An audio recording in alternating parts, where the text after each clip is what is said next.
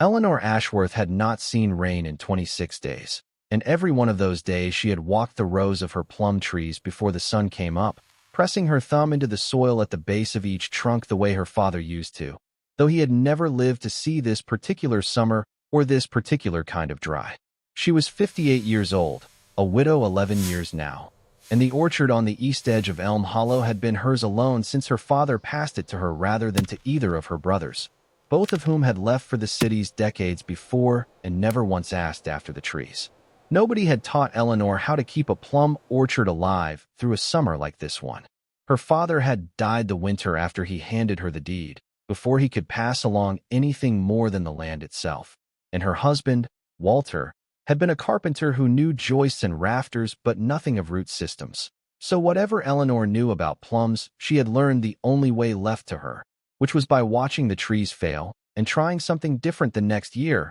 until something finally worked. It was July of 1993, and the plums were sizing up small and hard, the kind of small that meant the cooperative would pay half price or less. And worse, the exposed fruit on the south-facing branches had begun to show the dry, sunken patches of sunscald where the bark had simply given up shading them. Her nephew Daniel arrived on a Sunday in his pickup truck with a folder of brochures from a farm supply outfit 2 counties over, full-tidal micro-drip irrigation systems, and he spread them across her kitchen table like he was laying out a winning hand of cards. Daniel was 31, worked in equipment sales in the county seat, and he loved his aunt enough to worry about her, which was exactly why he had driven 40 minutes to tell her that hauling water in buckets and squinting at the sky was no way to run an orchard in the last decade of the 20th century. He told her the drip system would pay for itself in 3 seasons if the drought kept up, that a bank loan against the land was nothing to be afraid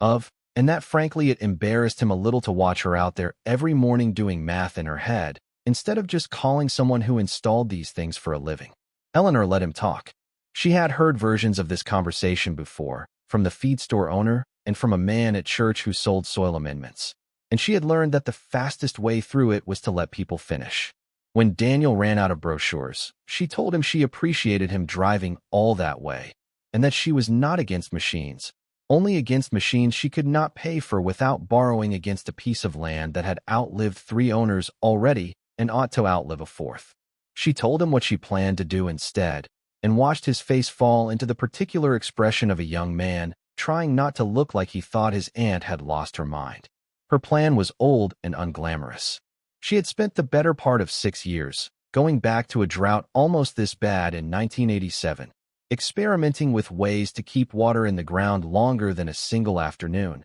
since the county's clay-heavy soil here shed a hard rain almost as fast as it took it in. What she had settled on, through failed attempts with plastic sheeting that cooked the roots and a brief disaster involving too much fresh manure that burned her seedlings, was straw. Thick straw, 4 to 6 inches of it, laid in a wide ring around the base of every tree, pulled back a few inches from the trunk itself so the bark would not stay wet and invite rot. The straw broke the sun's direct hit on the soil, slowed the evaporation that had been robbing her ground of moisture by mid-morning every single day, and as it broke down over the season it added a little of itself back into the dirt, which was more than she could say for the plastic. Alongside the straw she had also spent 2 summers, mostly alone with a mattock and a wheelbarrow, cutting shallow trenches along the natural slope of the orchard, low earthen ridges really, angled just enough to catch whatever rain did fall, and hold it in place near the root zones instead of letting it run straight downhill into the drainage ditch at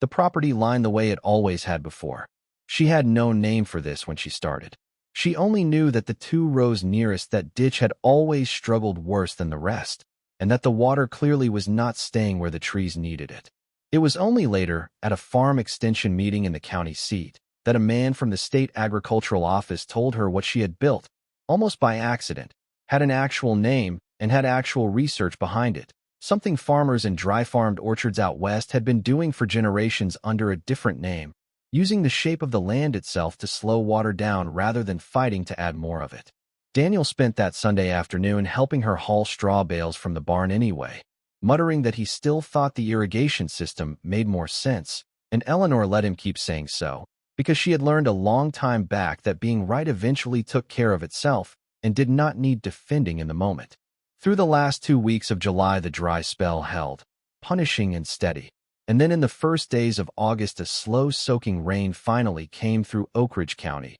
the kind that lasted a full day instead of blowing through in 20 minutes. And Eleanor walked her rows afterward and found that the ground beneath the straw was still dark and cool 3 inches down, while the bare ground between rows where she had not yet mulched had already crusted over pale and dry by that same afternoon. The swales held standing water for the better part of a day before it soaked in, instead of sheeting away toward the ditch the way it used to. By the middle of August, when representatives from the Prairie Star Growers Cooperative came through to grade the harvest, the extension agent, a quiet man named Roland Halloran, who had been the one to name her water-catching trenches for her back in June, stopped by Eleanor's rows specifically because word had gotten around that her plums were sizing up well despite the drought that had hurt nearly every other orchard in the township that year. He measured a sample by hand, noted the fruit diameter in his book, and told her plainly that her plums were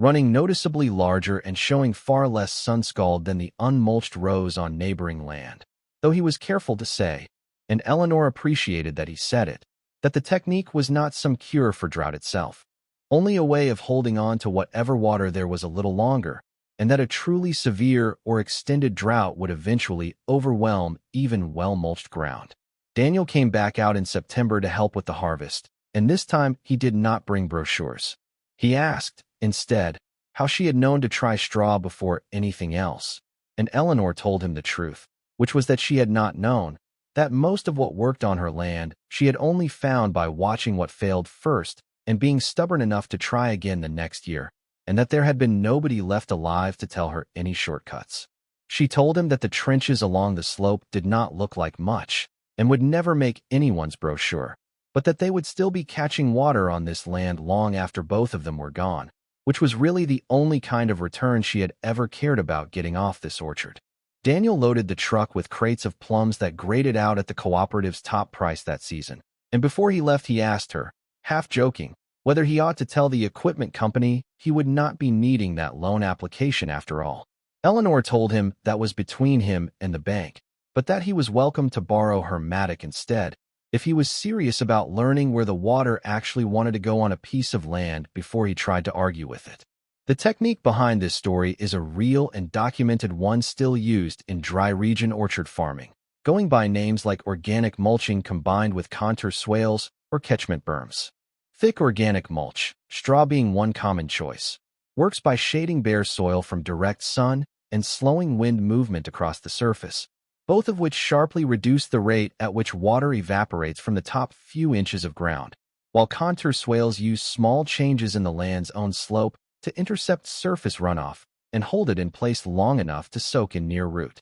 zones rather than draining away and used. Neither method creates water that was not already there. Both simply slow down how quickly it leaves. They work best in soils with moderate clay content that tend to shed rainfall quickly, and they lose most of their advantage in prolonged, severe drought where there is very little rainfall to capture in the first place, or in soils that are already waterlogged, where added mulch and berms can trap excess moisture instead of managing it. Midwestern agricultural extension offices in the early 1990s were documenting exactly these kinds of low-cost, labor-based water conservation methods for smallholder orchards that could not afford irrigation infrastructure, which is precisely the position Eleanor Ashworth found herself in that summer, working out through patient trial and error what a research office could have told her from the start, if only there had been anyone standing beside her to ask.